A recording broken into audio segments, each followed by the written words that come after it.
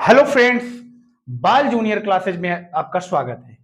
आज हम आपको जो भी परीक्षा हो रही है या होने वाली है उसके आंसर बुकलेट में कैसे लिखा जाता है उसकी कुछ बारीकियों के विषय में आपको बताएंगे। सबसे पहले आप आंसर बुकलेट में आप देखेंगे या आंसर पुस्तिका में देखेंगे, सबसे फ्रंट में आपको मैं दिखाना चाहता हूं। सबसे आप पहले देखिए, इसका फ्रंट देख लीजिए सब लोग ध्यान से। तो फ्रंट पे मैं आपको दिखाना चाहता हूं कि सबसे पहले आप अपना नाम लिख देंगे, उसके बाद अपना रोल नंबर लिख देंगे यहां पर, उसके बाद कक्षा, वर्ग, सेक्शन जिस सेक्शन में आप पढ़ते हैं, उसके बाद विषय जो भी विषय आपका होगा, उसके बाद परीक्षा, द्वितीय सत्रांत की परीक्षा हो रही है, द्वितीय सत्रांत या सेकंड सेमेस्टर लिखेंगे। उसके बाद डेट, जिस डेट की जो भी परीक्षा हो रही है उस डेट को आप यहां पे लिख देंगे। और उसके बाद आपको कुछ नहीं करना है, बस आपको क्या करना है, अपनी उत्तर पुस्तिका को ओपन करना है। पहला प्रश्न आपको यहां से शुरुआत करना है। कुछ बच्चे गलती क्या करते हैं, मैंने देखा है कि पेज इतना दिया गया है, इस पेज को छोड़ देते हैं पूरा और यहां से शुरुआत करते हैं और बीच बीच में कई पेज को छोड़ छोड़ के लिखते हैं, इसको छोड़ दिए उस यहां पे लिखना शुरू कर दिए, तो यह बहुत गलत है। हमें पेज नहीं बर्बाद करना है। सबसे पहले हम आपको दिखाना चाहते हैं कि इसमें आप देखेंगे कि सबसे पहला प्रश्न, बच्चे बहुत सारी गलती करते हैं।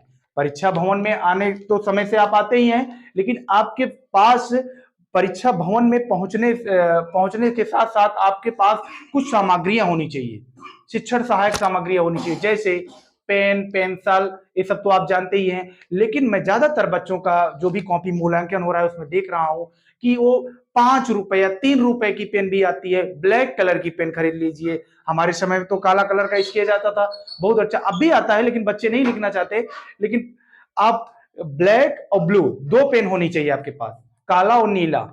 तो सबसे पहले मैं आपको दिखाता हूं बारीकी। आप जो प्रश्न डालते हैं, प्रश्न का क्या मूल्यांकन करता समझ नहीं पाता। सबसे पहले आप देखेंगे, मान लीजिए आपको प्रश्न नंबर 1 करना है, तो प्रश्न नंबर 1 आप इस उत्तर पुस्तिका में पहले आपने यहां से ओपन किया इसको, तो पहले इस फ्रंट पे बीच में मिड पॉइंट पे लिखेंगे आप प्रश्न उत्तर नंबर 1। क्या लिखेंगे? प्रश्न उत्तर नंबर 1।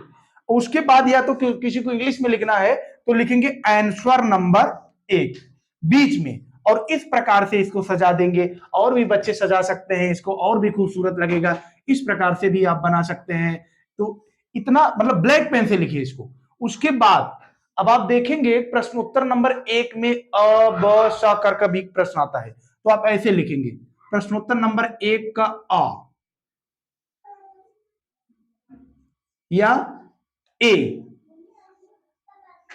अब ए में 5 क्वेश्चन है, ठीक, तो उसको करना क्या है आपको, मान लीजिए ये उत्तर पुस्तिका है आपकी, ये उत्तर पुस्तिका है, इसको मिड पॉइंट में लिखा। अब कॉर्नर पे अगर आपका 5 है तो पहला नंबर डाल दीजिए 1, ठीक, ऐसे डाल सकते हैं आप 2, 3, ऐसे जैसे आपका प्रश्न आए, छोटा बड़ा हो सकता है। मल्टीपल चॉइस क्वेश्चन है तो बहुत आसानी से मतलब छोटा में हो जाएगा।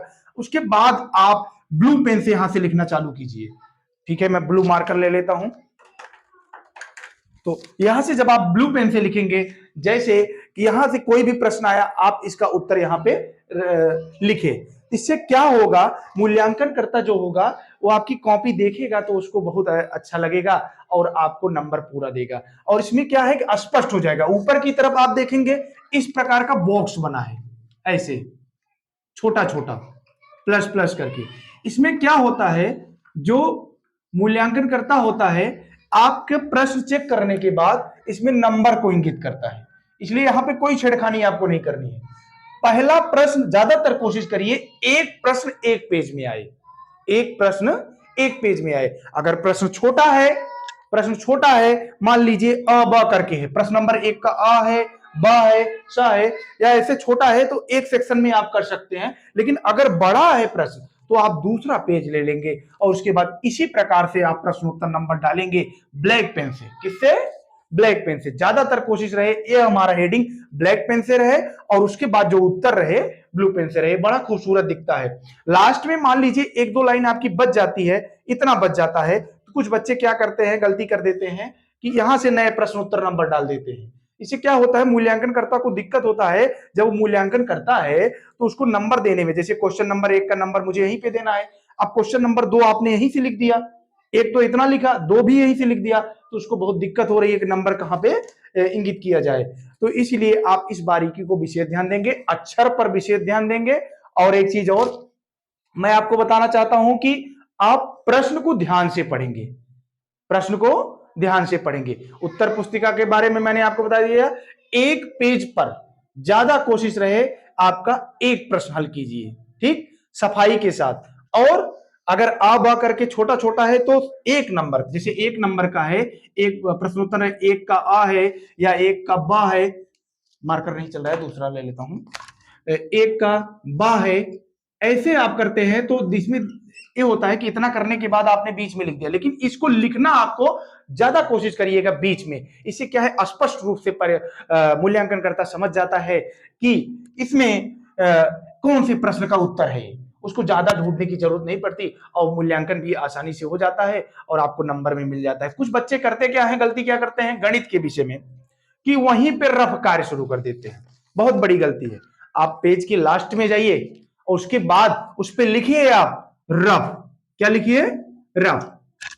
हिंदी में लिख सकते हैं, इंग्लिश में लिख सकते हैं, जिसमें आपकी मर्जी हो। रफ लिखने के बाद आप जो भी क्वेश्चन सॉल्व कर रहे हैं, चाहे जो भी, जैसे मान लीजिए a+b का होल स्क्वायर में कोई फार्मूला का क्वेश्चन है, आप यहां पहले रफ कर लीजिए।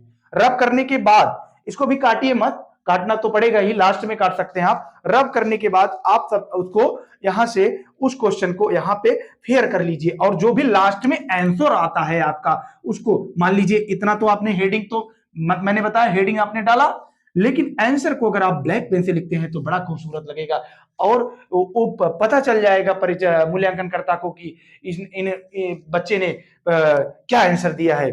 लेकिन एक चीज और की बारीकी क्या है, उसके बाद लास्ट में एक काटना मत भूलिएगा रफ कार्य को, नहीं तो ये चीटिंग मानी जाती है। आप लास्ट में जब आपका हो जाता है तो आप ऐसे कट कर दीजिए, लेकिन बीच में आप रफ मत कीजिए। मैंने कई बच्चों को देखा है मूल्यांकन के दौरान, वो क्या करते हैं, मान लीजिए प्रश्नोत्तर नंबर 1 यहां डाला और प्रश्नोत्तर नंबर 2 में यहां पर रफ कर दिया, उसके बाद इसको काटा है, बराबर काटा है बच्चे ने, लेकिन प्रश्नोत्तर नंबर 3 यहां से शुरू किया, ठीक। तो इससे क्या दिक्कत होती है, परीक्षक को थोड़ा गंदा लगता है कि उसको लगता है कि ये बच्चे ने अच्छा नहीं किया है या आगे अच्छा प्रदर्शन नहीं किया है। तो आपने अच्छा किया है, लेकिन ये अच्छा आप जो रफ कार्य है वो लास्ट में लिखिए, सफाई पर विशेष ध्यान दीजिए। तो पेन आपके पास कितनी होनी चाहिए, मैक्सिमम 2 पेन तो आप रखिए ही, और मतलब 2 कलर की, सॉरी 2 पेन नहीं, पेन और भी रख सकते हैं आप, लेकिन 2 कलर की पेन आप रखिए। अब आपके पास पेन कितने कलर की होनी चाहिए, 2, मिनिमम 2 कलर की आपके पास पेन होनी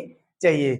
और देखिए मैं आपको बताना चाहता हूं कि जो भी, दोबारा दोहरा देता हूं कि सबसे पहले एक पेज पर कोशिश करिएगा बच्चों, एक पेज पर एक प्रश्न लिखिएगा, ज्यादातर कोशिश रहे आपके। उसके बाद आप दूसरे, जैसे क्वेश्चन नंबर 2 है, क्वेश्चन नंबर 2 के लिए आप पेज को पलटिए और इस जगह पे आप लिखिए। अगर आप सीरियल वाइज से लिखते हैं प्रश्न को तो बहुत अच्छा लगेगा। तो आने वाली आपकी इस परीक्षा के लिए बेस्ट ऑफ लक।